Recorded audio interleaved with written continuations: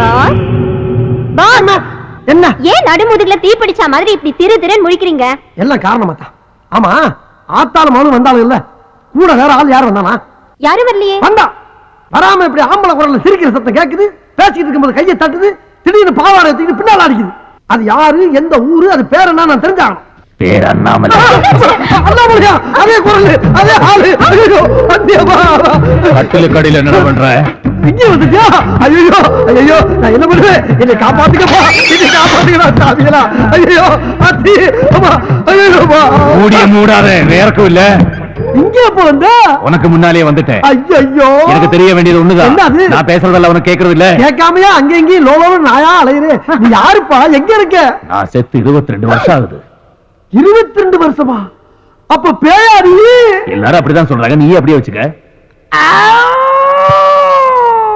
ஆம்பளை போய் அழக்கூடாது. ஆமா, இது தத்துவம் வேற. உனக்கு